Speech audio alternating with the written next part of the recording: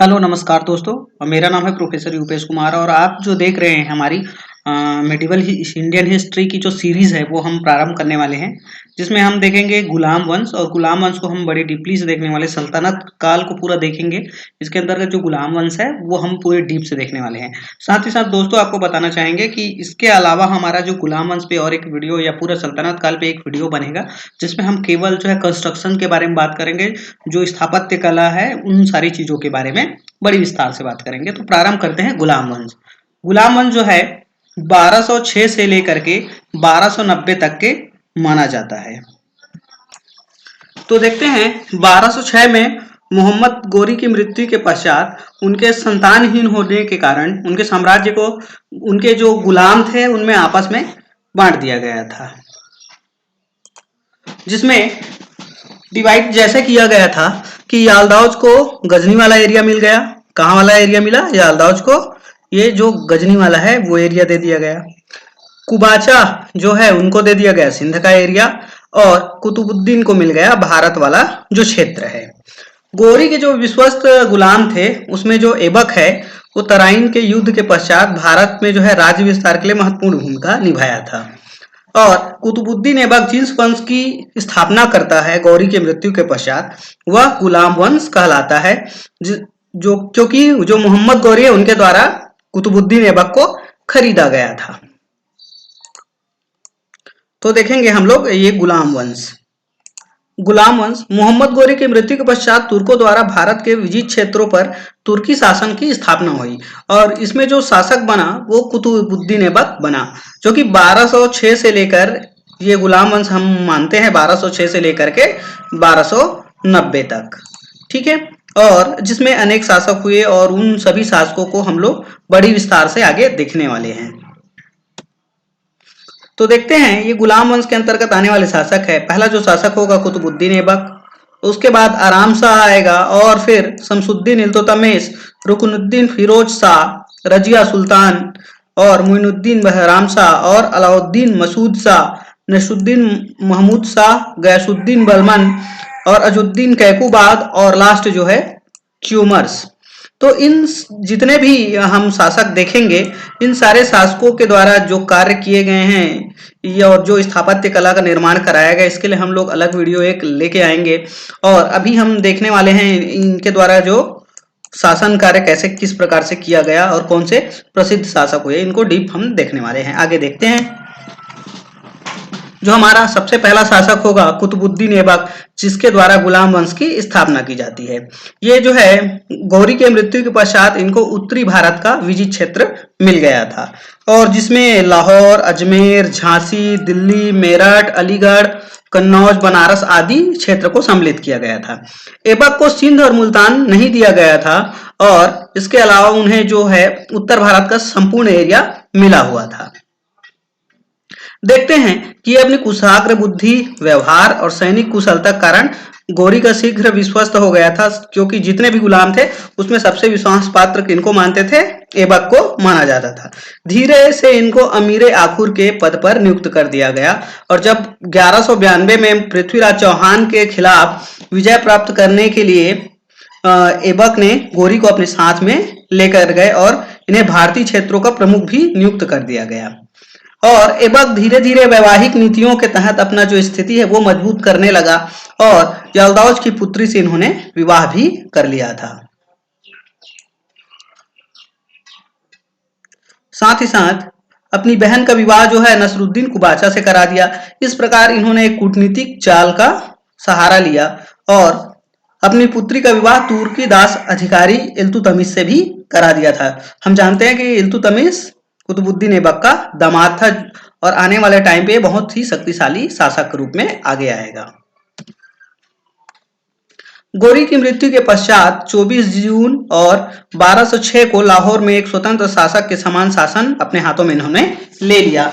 इसने देखिए एक महत्वपूर्ण बात है कि इन्होंने ना तो अपने नाम के सिक्के खुद डलवाए या खुदवाए, ना ही इन्होंने खुतबा पढ़वाया, ना ही इन्होंने कभी भी सुल्तान की उपाधि धारण की, बल्कि मलिक या सीपा सलार की तरह एक छोटी उपाधि के साथ शासन प्रारंभ किया। देखते हैं इल्तुतमिश से पूर्व जो है कुतुबुद्दीन ऐबक के पश्चात उनका पुत्र आराम शाह। आराम शाह दिल्ली सल्तनत में गुलाम वंश का शासक था और वो कुतुबुद्दीन ऐबक के बाद शासन पे स्थापित होता है। कुतुबुद्दीन की मृत्यु के बाद लाहौर के अमीरों ने जल्दबाजी में दिल्ली का उसे शासक बना दिया और वह अयोग्य निकला। आराम शाह की हत्या कर इल्तुतमिश शासक बना और उसने लाहौर से राजधानी स्थानांतरित करके दिल्ली ले आया। और देखते हैं आराम शाह केवल 6 महीने राज्य किया। कितने महीने राज्य किया? उनके द्वारा 6 महीने तक राज्य किया गया। इसके पश्चात जो शासक होगा वो होगा शक्तिशाली शासक इल्तुतमिश। शमसुद्दीन इल्तुतमिश, जिनका शासनकाल माना जाता है 1211 से लेकर के 1236 ईस्वी तक। इल्तुतमिश दिल्ली सल्तनत के जो है प्रारंभ में या प्रारंभिक इतिहास में महत्वपूर्ण स्थान रखते हैं। जिन परिस्थितियों में उन्होंने शासन प्राप्त किया वो बहुत ही कठिन परिस्थिति थी। देखते हैं कि वो अपनी योग्यता, दूरदर्शिता और प्रतिभा के बल पर अपने सारे जो है विरोधियों को समाप्त कर दिया और इस प्रकार वह दिल्ली सल्तनत का वास्तविक संस्थापक बन बैठा। इल्तुतमिश इलबरी जनजाति का तुर्क था। वह ग्वालियर और बुलंदशहर का सूबेदार भी था और 1206 में ऐबक ने उसे बदायूं का सूबेदार भी बना दिया था। उनकी इसी योग्यताओं को देखते हुए इल्तुतमिश को ऐबक ने अपने दामाद भी बनाया। ऐबक की मृत्यु के बाद दिल्ली के कुलीन तुर्कों ने आराम शाह की योग्यताओं के कारण, देखिए आराम शाह जो था वो अयोग्य था और वह केवल 6 महीने तक शासन किया। इसकी अयोग्यताओं को देखते हुए इल्तुतमिश को सुल्तान बनने के लिए आमंत्रित किया गया और इल्तुतमिश ने आराम से आराम शाह को पराजित कर दिया और सत्ता अपने हाथों में ले ली और उन्होंने अब जो राजधानी है लाहौर की बजाय दिल्ली को अपना हेडक्वार्टर बनाया या मुख्यालय बनाया। देखते हैं इल्तुतमिश ने जो 26 साल शासन किए उसको 3 भागों में उन्होंने डिवाइड किया। पहला है 1210 से 1220, सॉरी इसमें करेक्शन है 1211 से 1220, ठीक है। इस शासनकाल में उन्होंने सबसे पहले क्या किया? विरोधियों का दमन किया। उसके बाद जो सेकेंड फेज था 1221 से 1229 तक, इस कार्यकाल में उन्होंने मंगोल आक्रमण तथा अन्य खतरों का सामना किया और अपनी दूरदर्शिता का परिचय देते हुए मंगोल आक्रमण से दिल्ली सल्तनत को बचा करके रखा। जो तीसरा है वो फेज है 1229 से 1236, यहां भी करेक्शन है 1236 तक। इन्होंने जो सत्ता है उसको सुदृढ़ करने का प्रयास किया। इल्तुतमिश के शासक बनने के बाद उनकी जो पहली चुनौती थी वो थी तजाउद्दीन यल्दावज, ठीक है, जिसने ऐबक ने पराजित किया, परंतु दिल्ली पर वो अधिकार करना चाहता था और वो जो है विद्रोह करने लगा। इन सभी चीजों को देखते हुए 40 दास अधिकारियों की एक गुट बनाई गई जिसे तुर्के चलालगानी भी कहा गया। 1516 में इल्तुतमिश का जो है यल्दावज से युद्ध भी हुआ। खारिज्म के साथ से पराजित होकर पंजाब पर भी अधिकार कर लिया गया। इस प्रकार उनके सामने बहुत सारी कठिनाइयां धीरे धीरे आने लगी। देखते हैं कि प्रारंभिक तुर्की शासन में इल्तुतमिश का योगदान किस प्रकार से रहा। जो है मोहम्मद गौरी अपने जो है भारत विजित शासित प्रदेश में कोई भी उचित व्यवस्था ना कर सका क्योंकि उनका ध्यान जो है मध्य एशिया पर अधिक रहा। चूंकि कुतुबुद्दीन ऐबक 4 वर्ष शासन किया, वो भी चुनौतियों से निपट नहीं सका और वो भी जल्दी इस दुनिया से चले गया। लेकिन आने वाला जो शासक था इल्तुतमिश, उनके सामने एक बिखरा हुआ और अव्यवस्थित प्रदेश था जिसको संभालने की पूरी जिम्मेदारी किसके ऊपर थी? इल्तुतमिश के ऊपर थी। और यहीं पर उन्होंने जो है अपने दूरदर्शिता का परिचय दिया संभवतः। और साथ देखते हैं कि उन्होंने राजत्व का सिद्धांत, ठीक है, मुद्रा व्यवस्था, 40 दासों का गठन किया और अपनी पुत्री रजिया को उत्तराधिकारी भी उन्होंने घोषित कर दिया। इल्तुतमिश ईरानी परंपरा से प्रेरित था तथा पिता का उत्तराधिकार पुत्र के बजाय पुत्री को मिलने के उदाहरण भी मिले हैं। मतलब रजिया सुल्तान को उन्होंने जो है घोषित कर दिया था। देखते हैं कि इल्तुतमिश के द्वारा एक जो प्रथा प्रचलित की गई थी जिसे एकता प्रथा के नाम से जाना जाता है और इन्होंने अपने साम्राज्य में एकताओं को विभाजित किया और लोगों को उनकी सेवाओं के बदले में एकता दी जाने लगी। साथ ही साथ इनके द्वारा जो मुद्रा व्यवस्था है वो भी प्रचलित किया गया और तांबे का जीतल जो सिक्का है वो जारी किया गया और चांदी का जो है सिक्का जिसका नाम टका या टंका कहा गया, जिससे भारत में तुर्की सत्ता को मजबूती प्रदान की गई। देखते हैं कि ये जो है कला और संस्कृति दोनों के भी प्रेमी थे और एशिया के विभिन्न क्षेत्रों से कलाकार, विद्वान और शिल्पियों को इन्होंने आश्रय दिया और दिल्ली जो है सांस्कृतिक राजधानी के रूप में विकसित इन्होंने किया। इनके दरबार में प्रसिद्ध जो इतिहासकार है मिन्हाज उल सिराज या मिन्हाज सिराज, जो कि तबकाते नासरी के लेखक हैं, ये रहते थे और इन्होंने इल्तुतमिश के बारे में विस्तार से अपने ग्रंथ में बतलाया है। देखते हैं कि इनके द्वारा जो है कुतुब मीनार का जो अधूरा कार्य है वो भी पूर्ण कराया गया और नसरुद्दीन महमूद के मकबरे का भी इन्होंने उत्कृष्ट कला के साथ निर्माण करवाया था और भारत में मकबरा निर्माण कराने का श्रेय भी इन्हें ही जाता है। भारत में इन्होंने मकबरा निर्माण की जो है कला प्रचलित की थी और अन्य इमारतों में देखते हैं कि इल्तुतमिश का मकबरा और शमसी मदरसा जैसे भव्य इमारतें आज भी दर्शनीय योग्य हैं। इसके बाद जो नेक्स्ट शासक होगा इल्तुतमिश के बाद वो है रुकनुद्दीन फिरोज शाह, जो कि 1236 में शासन पे आया। रुकनुद्दीन फिरोज शाह दिल्ली सल्तनत में गुलाम वंश का शासक था और 1236 में इल्तुतमिश की मृत्यु के बाद वो 1 साल से भी कम समय के लिए सत्ताहीन रहा। उसके बाद उनकी जो बहन थी रजिया सुल्ताना वो शासिका बनती है और देखते हैं उनके द्वारा किस प्रकार से कार्य किया जाता है दिल्ली सल्तनत में। तो देखते हैं रजिया सुल्तान, जिनका शासनकाल माना गया है 1236 से 1240 तक और इन्हीं के जो शासनकाल में कुछ महत्वपूर्ण घटनाओं को भी हम लोग देखेंगे। रजिया, जिनका जो शाही नाम है जलालत उद्दीन रजिया, इतिहास में जिन्हें समानता रजिया सुल्तान या रजिया सुल्ताना के नाम से भी जाना जाता है। रजिया जो है पर्दा प्रथा का त्याग करके पुरुषों के भांति दरबार में आया करती थी और ये इल्तुतमिश की पुत्री थी। रजिया जो है मुस्लिम या तुर्क इतिहास में पहली महिला शासिका थी, इसको याद रखेंगे। रजिया जो है पहली महिला शासिका थी और रजिया सुल्ताना कुछ कार्य भी हम देखेंगे। रजिया ने अपने शासनकाल में राज्य में कानून व्यवस्था को सुदृढ़ बनवाया, कुछ इमारतों का भी उन्होंने निर्माण करवाया, व्यापार को बढ़ाया, साथ में सड़कें बनवाई और कुएं खुदवाए। कुछ जो शैक्षणिक संस्थान उन्होंने वो खुलवाए और जो है राजकीय अनुदान उनको प्रदान किया। पुस्तकालय का भी निर्माण उनके शासनकाल में किया गया। अब देखेंगे कि जो सरदारों की मनमानी है जिसका सामना रजिया को करना पड़ा, जो है उनके शासनकाल में विद्रोह होता है, ये बहुत सारी समस्याएं उनके सामने में प्रत्यक्ष होती है। इल्तुतमिश के इस फैसले से उनके दरबार में सरदार जो है अप्रसन्न हो गए थे। उनका मानना था कि एक स्त्री के सामने हमें झुकना पड़ेगा या एक स्त्री को अपने शासिका के रूप में वो स्वीकार नहीं करना चाहते थे। इसलिए देखते हैं जैसे ही एक विद्रोह होता है, रजिया सुल्तान का जो भाई होता है रुकनुद्दीन, उसको शासन पे बैठा दिया जाता है, जो कि बिल्कुल अयोग्य होता है।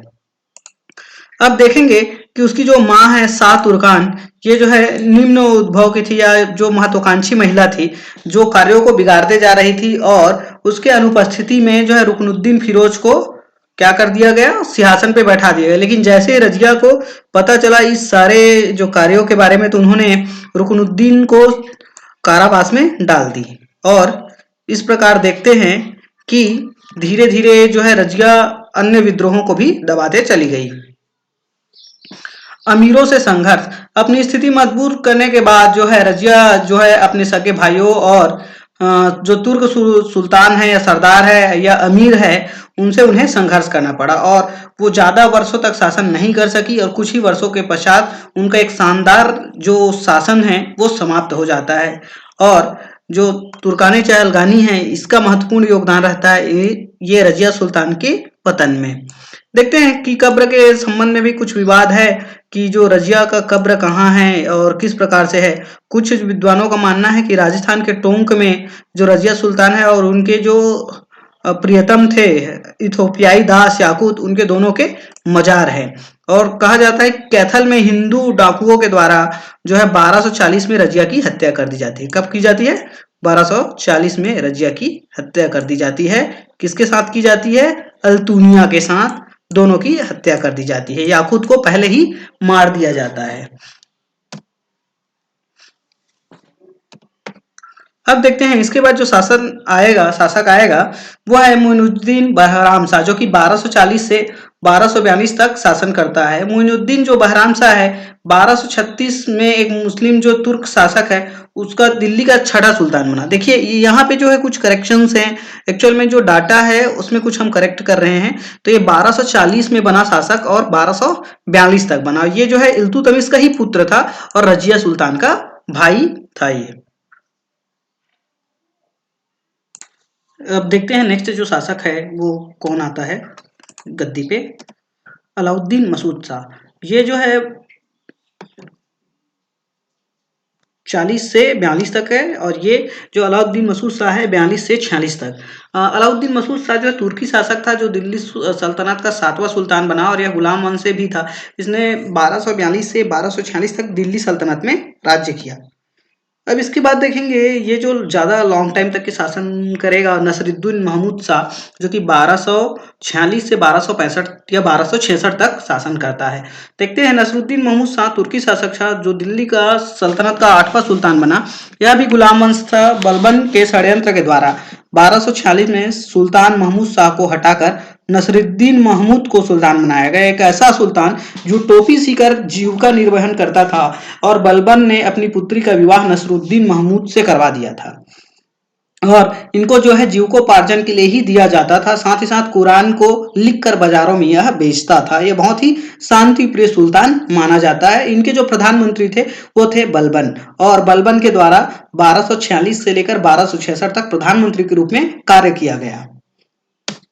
अब देखते हैं गयासुद्दीन बलबन, ये 1266 या 65 में और 1286 तक इन्होंने शासन किया एक सुल्तान के रूप में। गयासुद्दीन बलबन इल्तुतमिश के पौत्र सुल्तान नसरुद्दीन की मृत्यु के बाद 1265 में सुल्तान बना और सुल्तान बनने के पश्चात बलबन के सामने बहुत महत्वपूर्ण जो है चुनौतियां थी। उन्होंने जो है तुर्के चलंगानी को समाप्त किया और बहुत सारी जो है राजत्व के सिद्धांत को बढ़ाया। उनका मानना था कि जो सुल्तान है वो पृथ्वी पर ईश्वर का प्रतिनिधि है और इसीलिए उन्होंने राजत्व के सिद्धांत को बढ़ाया और लौह और रक्त की नीति को अपनाया। उन्होंने अपने जो दरबार है उसमें सिजदा और पायबोस की प्रथा प्रारंभ की और ईरानी त्योहार नवरोज को क्या किया मनवाने के लिए महत्वपूर्ण कदम उठाया। और देखते हैं कि इनके द्वारा ही जो सुल्तान की खोई हुई पद और प्रतिष्ठा थी वह पुनः वापस आ सकी और इन्होंने ही सैन्य विभाग दीवाने अर्ज का पुनर्गठन किया। सैन्य विभाग क्या किया? दीवाने अर्ज का फिर से पुनर्गठन किया और सेना के लिए पृथक अधिकारियों की व्यवस्था की।